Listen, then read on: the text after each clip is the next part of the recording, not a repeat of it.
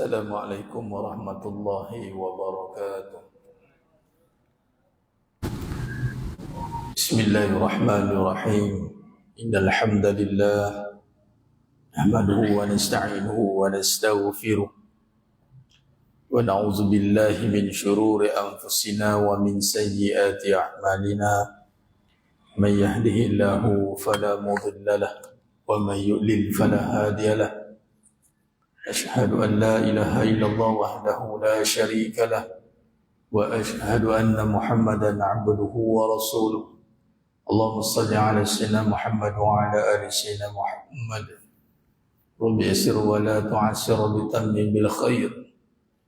رب اشرح لي صدري ويسر لي أمري واحلل عقدة من لساني يفقهوا قولي. اللهم افتح علينا حكمتك وانشر علينا من خزائن رحمتك يا أرحم الراحمين. والله الذي لا إله إلا هو عالم الغيب والشهادة هو الرحمن الرحيم. والله الذي لا إله إلا هو الملك القدوس السلام المؤمن المهيمن العزيز الجبار المتكبر. سبحان الله عما يشركون. والله الخالق البارئ المصور له الأسماء الحسنى يسبح له ما في السماوات والأرض وهو العزيز الحكيم. ولا حول ولا قوة إلا بالله العلي العظيم. ولا منجا من الله إلا إليه. أما بعد أيها المؤمنون اتقوا الله usikum wa iyaya bittaqwallah faqad fazal muttaqun. Sidang jemaah yang dimuliakan Allah Subhanahu wa taala, mudah-mudahan kita semua tergolong dalam golongan hamba-hambanya yang benar-benar bersyukur. Amin ya rabbal alamin. Alhamdulillah, syukur pada Allah Subhanahu wa taala pada malam yang penuh barakah ni. Allah Subhanahu wa taala izinkan kita lagi sekali untuk duduk dalam suasana ketaatan, yakni duduk dalam majlis zikrullah.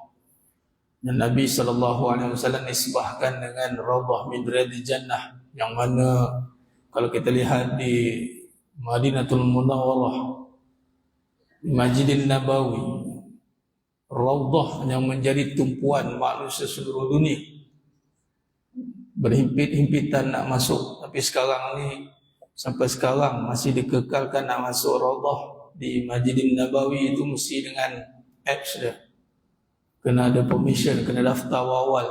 Kalau tak ada apps tu, tak dapat dia tasrih dalaman dalam apps, maka tak boleh masuk.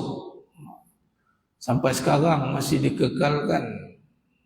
Kalau dulu nak masuk tu bolehlah kita berlumba lari, tunggu dia buka, dia berebut lagi masuk. Sekarang kena beratur. Dia tengok kat handphone, dah block belum, tarikh masuk, tengok. Kalau dah blok baru boleh, kalau tak ada tak boleh masuk. Nak cuba-cuba pun try lah. Lepas lah, tapi barang kalian nak lepas tu susah. Tapi kalau tak lepas tu rasa macam tak masuk syurga. Tak boleh masuk. Allah, apalah dosa aku ni. Walahal bukanlah syarat sah pergi umrah tu kan. Tapi Raudhah kan, yang pentingnya ziarah Rasulullah sallallahu alaihi wasallam. Tu yang utama. Kita orang lelaki ni alhamdulillah lah boleh ikut pintu satu tu, babu salam tu boleh masuk. Tapi orang duk nampak Raudhah lagi. Tak boleh masuk tu rasa macam ya Allah, apalah dosa aku ni. Tapi Nabi kata kalau jumpa Raudhah lagi singgah. Sahabat tanya ada ke? Ada. Itulah majlis zikrullah. Tapi majlis zikrullah ni kalau tak dapat masuk, tak ada apa. Macam tu.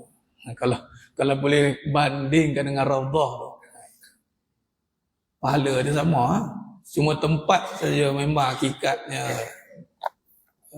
syariat dia berbeza, namun hakikatnya pahalanya itu seperti duduk dalam taman syurga juga. Bagaimana contoh tuan-tuan sekalian yang ada pada malam ini. Alhamdulillah. Allah pilih, mudah-mudahan kita terus istiqamah berada dalam Raudhah min Riyadhil Jannah ni sementara menunggu masuknya waktu solat fardhu isya. Antara amalan yang mana Nabi SAW katakan bahawasanya bang siapa yang berwuduk kemudian duduk di dalam saf atau duduk dalam masjid menunggu masuknya waktu solat, sepanjang waktu itu didoakan oleh para malaikat keampunan dan rahmat. Setakat hari ini maghrib dengan isyak lah yang kita boleh solid untuk tunggu solid, kurang-kurang 30 minit.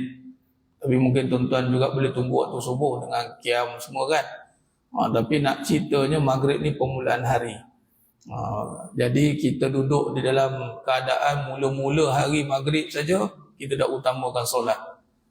Kita tunggu nak masuk waktu isyak. Pahalanya tu dia. Malaikat doakan, ampunkan dia, rahmati dia. Ampunkan dia, rahmati dia. Tapi dengan syarat, dengan kena niat datang tu lah. Sungguh-sungguh datang. Kemudian kita isi pula dengan majlis ilmu. Ni permulaan hari kita. Ilmu ni membezakan kita dengan makhluk yang lain. Terutamanya iblis. Iblis ni beramal. Banyak amalan iblis. Tapi ilmu tak ada. Iblis tak ada ilmu jemaah sekalian. Malaikat pun tak ada ilmu. Walaupun kedudukan malaikat itu bersih. Namun kedudukan kemuliaan Allah angkat dengan manusia. Iblis pun kecundang kat situ. Iblis hanya banyak amal. Wa nahnu nusabbihu bihamdika wa nuqaddisu lak. Itu malaikat berkata kepada Allah, mewakili juga waktu itu jin, yakni iblis waktu itu Azazil. Tak cukupkah kami ni yang bertasbih, bertahmid kepadamu, nak jadikan manusia untuk apa lagi?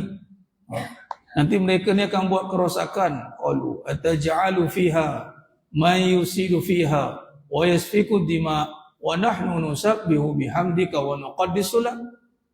Nak jadikan manusia ni kan bergaduh, bermusuh, berbunuh.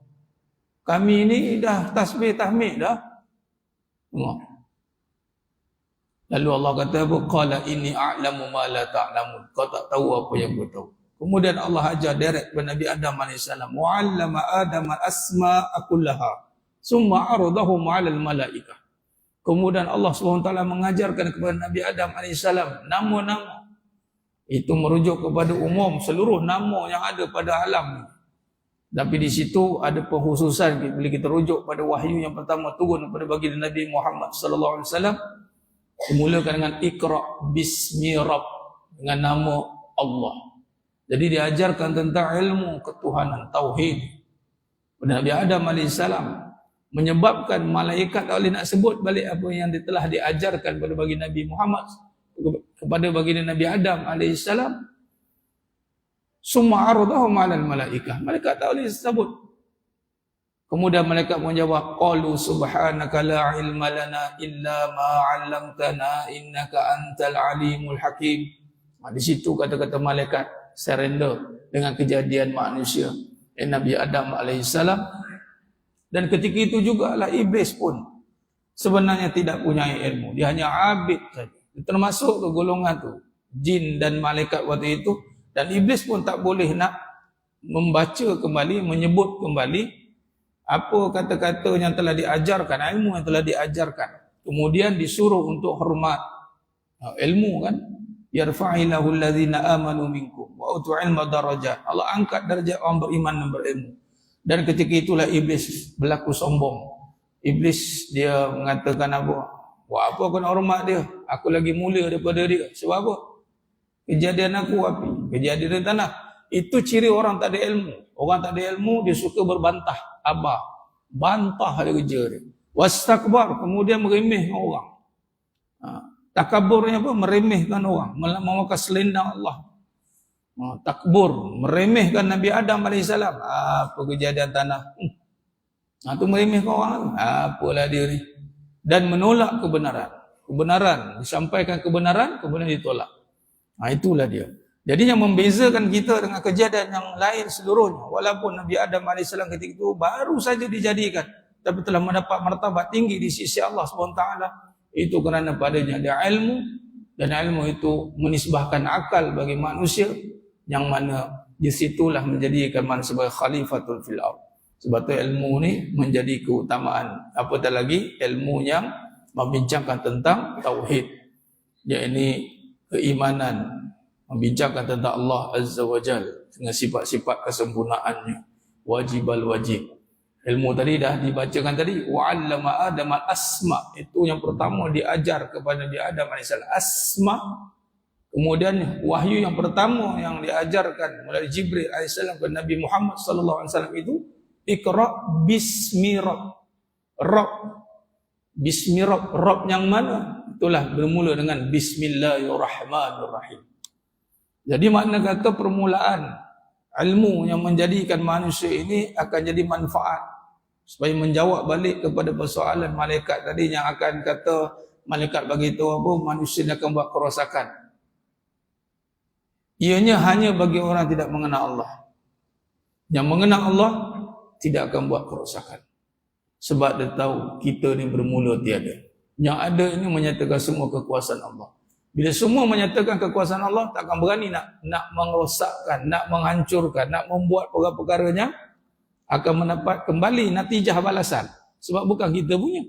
Berani rosak kita, katalah kita kuasa. Ada lampu biru pula kata tu kan. Pergi-pergi down, dilantingnya kita. Ini ceritanya, adatnya tak berani lah. Tapi kalau yang jenis tak boleh fikir, dia buat kerja juga. Tapi tak berani lah. Kita yang ini pihak berkuasa ni. Tak berani. Jadi kalau dah kenal semua ini milik Allah. Inna Allah ala kulli syai'in qadir. Berani nak buat kehancuran atas muka bumi, la tufsidu fil ardh. Allah kata, berani kamu buat.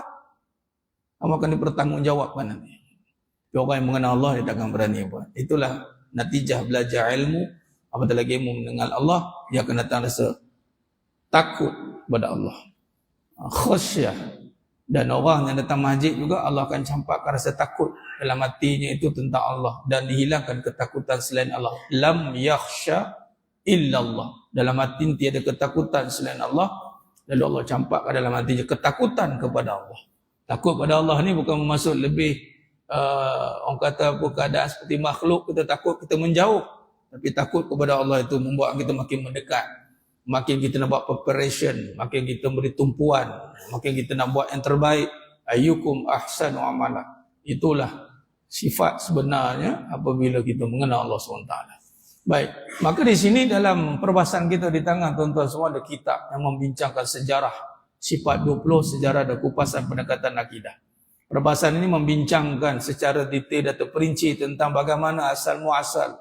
Perbahasan yang membincangkan syarah sifat-sifat tentang Allah, terutama sifat 20 memang sekalian yang menjadi perbahasan masyhur di kalangan jumhur ulama Syairah Al-Maturidiyah di Nusantara.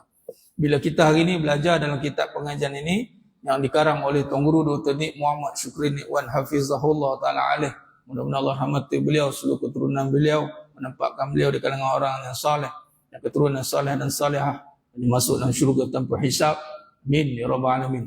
Begitu juga kita yang menelusuri, mengkaji, mengaji kitab ini, mudah-mudahan Allah pelihara kita semua daripada segala kemurkaannya, menjadikan keturunan kita keturunan saleh dan salih, yang memasukkan kita dalam syurganya tanpa hisab. Amin ya rabbal alamin. Pengajian ini adalah pengajian tentang akidah tauhid yang menjadi asas kepada seluruh ilmu yang ada. Jadi karangan beliau ini yang Tuan Guru sini mengarangkan agar kita mendapat, mudah-mudahan mendapat kefahaman daripada perbahasan iman, akidah. Kata Nabi SAW, "May yuridillahu bi khairan", barang siapa yang Allah nak bagi dia kebaikan, yufaqihu wa fiddin, maka Allah akan bagi dia kefahaman dalam agama. Bila Allah nak bagi kita faham tentang dia, maka Allah dekatkan kita dengan ilmu untuk mengenal dia. Beri perhatian datang kepada keadaan bila tentang Allah, maka dia akan datang, ini bukan ilmu main-main. Sebab apa? Sebab yang menjadikan kita nak bagi perhatian, kita nak bagi kesungguhan, nak bagi masa dan tenaga. Kerana itulah tujuan kita dijadikan. Wa ma khalaqtul jinna wa insa illa liya'budun. Allah jadikan kita ni hanya saja untuk mengenal dia. Liya'budun dengan nombor satu sekali adalah liya'rafun. Mengenal Allah itu nombor satu. Mengenal Allah itu nombor satu. Itu ibadah yang tertinggi. Jadi kita menjadi satu kumpulan, golongan yang mudah-mudahan beruntung apabila kita dipilih oleh Allah untuk mempelajari dan mendalami tentang ilmu tauhid. Maka di sini dalam muka surat 30 jemaah sekalian, di tangan tuan-tuan tu yang pegang kitab pada dua versi itu. Versi yang atas ada kata pengantar khas. Versi yang ini kedua, versi yang pertama yang tak ada di atas tu tak ada apa-apa. So itu versi yang pertama. Kalau versi yang pertama muka surat 25. Kalau versi yang kedua muka surat 30. Muka surat 30 itu kalau cetakan yang kedua. Kalau cetakan yang pertama yang tak ada kata-kata pengantar khas, muka surat 25. Kita telah pun masuk pada perbahasan bahagian satu perbincangan, yakni faktor-faktor kemunculan penulisan Ummul Barahin. Ummul Barahin ini adalah kitab induk dalam perbahasan sifat 20 dari Nusantara dan perbahasan akidah dan tauhid di seluruh dunia. Nanti kita akan nampak kesan-kesan bagaimana penterjemahan, perkembangan penulisan kitab Ummul Barahin Al-Imam As-Sanusi rahimahullah ta'ala. Dalam perenggan yang kedua itu, banyak faktor. Ini saya merujuk pada edisi yang kedua. Banyak faktor yang menimbulkan perbahasan tentang sifat-sifat Allah. Dan penulis sendiri tidak mampu membatasinya. Penulis bermaksud Tuan Guru Dr. Ni Muhammad Syukri. Makna kata yang menjadikan faktor menimbulkan atau timbulnya perbahasan tentang sifat Allah. Itu banyak. Sampai tak ada untuk kita bataskan. Cuma ada beberapa perkara yang di-highlightkan. Yakni pada umumnya dapat dibahagikan kepada dua bahagian, iaitu faktor-faktor yang muncul daripada dalam Islam dan kaum muslimin sendiri, dan faktor-faktor yang muncul daripada luar. Nak ceritanya, perbahasan tentang sifat Allah ni tercetus bahas tentang sifat Allah itu banyak. Tapi di sini dalam perbahasan kajian kitab ini, Tuan Guru menghadkan ataupun membataskan. Bermulanya tanpa batas sebab banyak faktor, tapi dibataskan pada dua bahagian. Jadi saya merujuk pada Tuan Guru Dr. Ni Muhammad Syukri ni, beliau adalah guru saya, mengajar kitab ini mendapat perkenan izin daripada beliau, dan beliau sekarang berada di USAS, Universiti Sultan Azlan Shah, Ketua Jabatan Usuluddin. Antara wallahualam setakat hari ini beliaulah yang cuba mencari inisiatif ikhtiarnya untuk mengumpulkan, mengkaji susugalu perbahasan sifat 20 bersama kaum Ummul Barahin dan beberapa kitab-kitab para ulama yang muktabar. Ini satu kajian yang kalau dibincangkan berat, namun ini masanya lah untuk kita bincangkan. Tentang Allah ni memang berat belaka. Dia bukan perbincangan main-main biasa-biasa. Sebab tentang Allah kan, memang dia berat. Namun insya-Allah Allah tidak akan memberatkan kita. La yukallifullahu nafsan illa wus'aha. Allah akan bantu bagi kita faham insya-Allah. Baik. Maka ada dua faktor. Ini faktor dalaman, ini umat Islam itu sendiri, dalaman Islam dan umat Islam itu, dan faktor luaran yang boleh mencetuskan perbahasan tentang sifat Allah. Menurut Ibrahim Abu Bakar di dalam ilmu kalam Faqis Bubis, antara faktor dalaman termasuklah keadaan fitrah manusia. Faktor dalaman, yakni fitrah manusia, fahaman ajaran Islam dan siasah ataupun politik. Manakala faktor luaran pula terdiri daripada pemikiran agama dan falsafah. Perkara ini ditemui atau dihadapi oleh umat Islam seperti pemikiran dan kepercayaan daripada agama-agama tua di Parsi, orang Yahudi dan Kristian, serta pemikiran falsafah yang berasal dari Greek dan India. Nah, di sini kita akan nampak pertembungan itu. Sebab tu ada setengah-setengah kumpulan itu cuba mengaitkan perbahasan sifat 20 ini adalah perbahasan daripada falsafah Yunani. Nampak? Walhal ianya adalah cetusan, bukan daripada, kerana ada faktor luar. Bila Islam mula berkembang, penganut mula bertambah. Jadi latar belakang yang menganut Islam itu mula ada kepelbagaian. Ada yang masih terbawa-bawa dengan fahaman atau falsafah agama tua mereka. Contoh Parsi, Yahudi, kan? Lepas tu falsafah Greek. Kat situ, bila dia masuk Islam, kemudian terbawa-bawa pemikiran begitu. Jadi bila terbawa-bawa, maka datanglah perbahasan. Bila datang perbahasan, maka kita pun bahaskan, para ulama pun membahaskan agar meluruskan kembali perkara-perkara yang menyimpang daripada ajaran Islam yang sebenar. Baik. Maka kita pergi kepada perbahasan faktor dalaman. Faktor dalaman ini adalah kita masih bincangkan cetusan ataupun perkara yang mencetuskan perbahasan tentang sifat Allah. Baik. Faktor dalaman yang pertama, fitrah manusia. Menurut Ibnu Katsir di dalam tafsir Al-Quranul Azim, manusia diciptakan dalam keadaan mengenal Allah dan mentauhidkannya. Ini manusia maksudnya keseluruhan manusia. Secara umum semua manusia. Kalau kita lihat pada surah Al-A'raf ayat 176.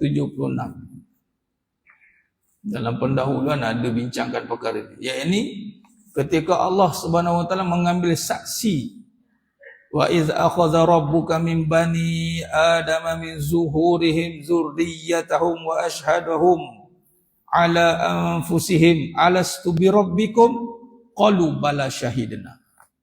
Ini diambil penyaksian daripada keturunan anak-anak Adam dari sebelum mereka, dan Allah mengambil kesaksian terhadap jiwa mereka. Maknanya kata manusia ni kejadian daripada susu galur Nabi Adam AS itu telah pun diambil saksi seluruhnya secara fitrah adalah mengenal Allah dan mentauhidkan. Demikianlah pentafsiran Ibnu Katsir, seorang ulama tafsir dan sejarah pada pertengahan abad ke-14 Masih tentang perkataan fitrata dalam surah Ar-Rum. Surah Ar-Rum ayat 30. Fitratallahi allati fataran nas 'alaiha. Maka hadapkanlah dirimu ke arah agama yang jauh dari kesesatan, fitrah Allah yang menciptakan manusia untuk menerimanya. Jadi makna kata manusia ini secara fitrahnya, dan dalilnya surah Ar-Rum ayat 30 daripada tafsir Ibnu Katsir, tafsir Al-Quranul Azim, menjelaskan bahawasanya manusia itu memang dijadikan oleh Allah dalam keadaan mengenal Allah dan mentauhidkannya. Ini boleh digandingkan juga dengan surah Al-A'raf 176 yang dibacakan tadi. Alastu bi rabbikum qalu bala syahidna. Jadi fitrah yang murni dalam jiwa manusia atau yang dikatakan dengan aqidah, kepercayaan dan pegangan hidup akan tumbuh dan disemai kemudiannya secara beransur-ansur. Makna kata dalam benih, dalam hati anak Adam itu telah ada fitrah itu. Jadi kepercayaan, pegangan hidup yang akan tumbuh dan akan disemai kemudian secara beransur-ansur. Sebagai contoh bagaimana kita malam ini tengah buat menyemai lah ni. Dalam bab jiwa ni, tentang iman ni masalah. Jiwa, akidah, kepercayaan ni. Petang tadi lepas zuhur, saya ada kuliah dengan muslimat di Subang Bistari. Saya tekankan tentang perbahasan begini. Saya nak kaitkan dengan perbahasan jiwa ni. Jangan kita sangkakan kita sudah lama hidup. Hidup itu diukur dengan lama. Bukan, mas. Iblis Allah dah jadikan lama dah, tetapi tidak ada jiwa dalam hati. Jiwa itu tidak hidup, tidak disemai. Lama dah. Jadi kehidupan, hidup dah lama, tapi kehidupan dengan akidah, kepercayaan itu tidak disemai. Allah bagi dah, tapi tidak disemai. Kalau ikut lama, iblis paling lama hidup, tapi akhirnya ke mana? Kana minal kafirin. Tidak disemai. Kehidupan itu adalah melibatkan akidah. Kehidupan itu melibatkan kepercayaan, pegangan hidup, dan dalam kehidupan itu juga membincangkan ujian. Ujian. Disebut tentang ujian, itulah kehidupan. Ujian, kehidupan. Kenapa dikaitkan ujian dan kehidupan? Yang akan Allah perjalankan tentang perbahasan wahum la yuftanu, yakni cobaan. Allah akan menguji selepas kita mengatakan qalu amanna, kita beriman, surah Al-Ankabut ayat 2, wahum la yuftanun, kemudian kamu tidak dibiarkan dicuba. Mana kata dalam perjalanan itu akan datang ujian demi ujian, cobaan demi cobaan. Maka itu akidah kepanjangan hidup ini akan tumbuh dan disemai kemudian secara beransur-ansur. Maka kalau dijadikan sebagai perkara utama, dijaga dengan baik, maka eloklah dia tumbuh dengan baik. Ibarat pokok baja yang ditanam, dah lama dah ditanam tapi macam itu dia. Berapa lama dah? 40 tahun dah, tak besar-besar dah. Itu maksudnya dah lama tapi tak berkembang, tidak tumbuh subur, malah tidak membuahkan hasilnya. Halawatul iman, kemanisan iman itu tidak tumbuh. Kenapa? Kerana ianya perlu disemai, kemudian dikembangkan, dihidupkan. Itu tugas kita jemaah sekalian. Atau Allah bagi kita akal dan ilmu untuk kita menghidupkannya. Jadi kemantapan akidah pula bergantung pada keimanan individu dan keadaan di sekitarnya. Sabda Rasulullah sallallahu alaihi wasallam yang bermaksud tidak dilahirkan min mauludin illa yuladu ala fitrah. Tidak dilahirkan seorang bayi kecuali dia dalam keadaan fitrah. Bila sebut fitrah, kaitkan balik tentang tafsir Ibn Katsir. Fitrah, sebut fitrah. Dalam perbahasan kita pada malam ni mas sekalian, dalam kita menyebut fitrah, hati-hati jangan sampai tertukar dengan perkataan lumrah. Fitrah itu dikaitkan tentang penciptaan yang mengenal Allah dan mentauhidkannya, fitrah. Apatah lagi merujuk kepada surah Ar-Rum ayat 30. Dan hadis Nabi SAW yang mengatakan, ma min mauludin ila yuladu alal fitrah. Tidak dilahirkan seseorang bayi kecuali dia dalam keadaan fitrah. Yang ini merujuk pada Allah Subhanahu wa taala. Tetapi lumrah itu kemanusiaan adat. Sebab ada orang ngaitkan begini, dah fitrah manusia itu dia suka mengajuk, dah fitrah manusia itu memang ada kaitkan dengan manusia. Apa saja buruk-buruk pun dia kaitkan dengan fitrah. Tidak begitu jemaah sekalian. Lumrah ya, pada kejadian manusia ada lumrah. Ini kemanusiaan, perbuatan-perbuatan. Adapun fitrah itu merujuk kepada Allah. Maka kedua ibu bapanya lah yang menjadikannya Yahudi, Nasrani ataupun Majusi, sebagaimana dikeluarkan pada seekor binatang. Dan seekor binatang yang sempurna kejadian dan anggotanya, adakah kamu merasai padanya dari kalangan yang cacat? Hadis direkodkan oleh Imam Al-Bukhari dalam Sahih Bukhari. Baik, insya-Allah. Azan. Seminit ni. Baik. Buya Hamka atau Haji Abdul Malik Karim Amrullah dalam karyanya Pengajian Islam berpendapat bahawa seluruh manusia sejak zaman primitif, ini zaman dahulu kala, zaman batu ni, zaman primitif, merasakan bahawa wujudnya yang maha kuasa. Beliau berpendapat bahawa di dalam jiwa manusia terdapat suatu keinginan yang mendorong seseorang untuk membuka tabir dan mengenal Tuhannya. Jemaah sekalian, di sini kita sedang membincangkan fitrah manusia, faktor dalaman yang akan mendorong seseorang untuk mengenal Tuhan. Ini mengenal Allah Azza wa Jalla. Itu telah Allah jadikan di dalam jiwa setiap manusia itu. Dia yang ada dalam diri kita itu sentiasa berusaha dan mendesak mencari Allah yang tidak nampak oleh mata. Itu satu dorongan, dipanggil fitrah tadi. Sebab itu kalau contoh anak-anak kita itu daripada kecil lagi, itu memang bila nak bertanya tentang Allah itu fitrah. Dia memang dalam hati manusia itu nak mengenal pencipta. Kalau tuan-tuan tengok sekarang ni ada di TikTok, mana saya tengok ada seorang perempuan orang putih tu di mana, tadi main ChatGPT. ChatGPT dia tanya tentang Al-Quran, dia buat perbandingan. So dia banyak amazing lah dengan Al-Quran. Mudah-mudahan dia masuk Islam. Baik, kita bagi lalu azan dulu dan kita buat kesimpulan pada faktor dalaman fitrah manusia.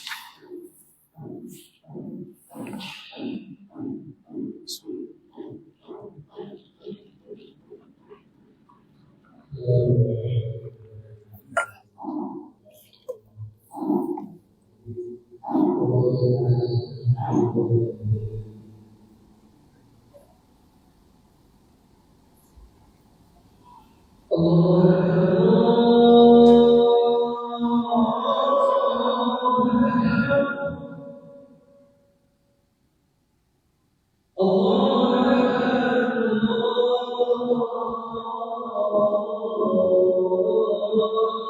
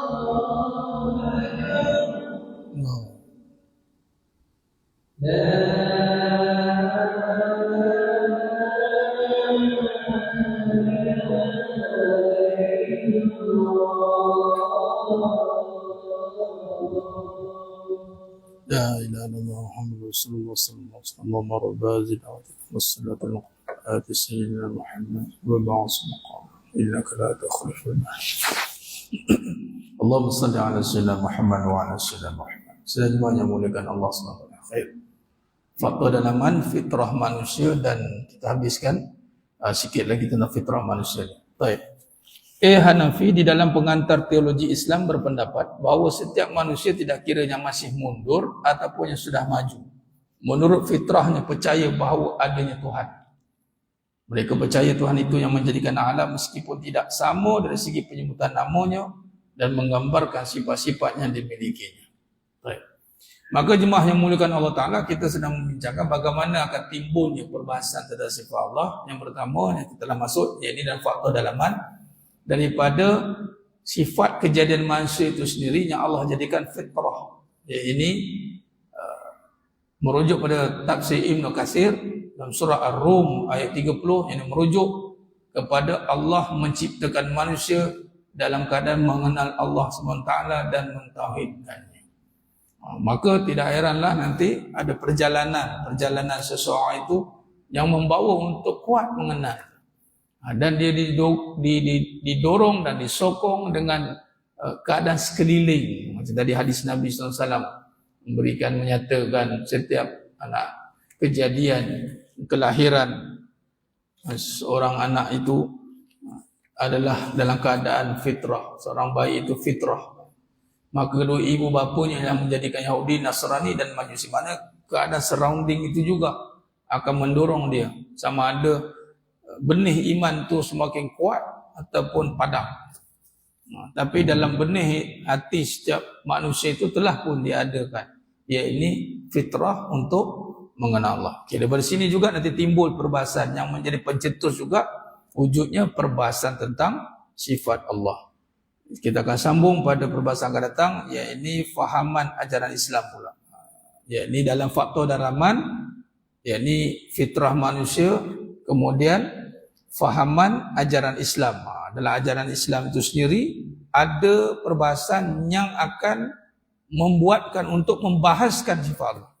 Nanti kita akan masuk antaranya sebagai contoh ayat-ayat mutasyabihah. Nanti kita akan bincang bagaimana kesan daripada ajaran Islam itu juga mendorong untuk membahaskan sifat Allah. Wallahu alam. Berhenti setakat ini muka surat 32 edisi yang kedua. InsyaAllah kita akan sambung pada perjumpaan akan datang fahaman ajaran Islam. Mohon maaf daripada saya itu kekurangan, terasa kata itu kurang bicara dalam penyampaian. Hanya Allah Ta'ala sajalah yang mampu menyempurnakan perbahasan kita pada malam yang penuh barakah. Aku qouli hadza wa sallallahu alaihi wa lakum wa bila taufiq wal hidayah. Assalamualaikum warahmatullahi wabarakatuh. Tangguh dengan tasbih kafarah suratul Asr. Subhanakallahumma wa bihamdik, asyhadu an la ilaha illa anta astaghfiruka. Bismillahirrahmanirrahim. Wal 'asr. Innal insana lafi khusr illa alladhina amanu wa 'amilus salihati. Tawassaw bil haqq wa tawassaw bis sabr. Wallahu a'lam bis-shawab.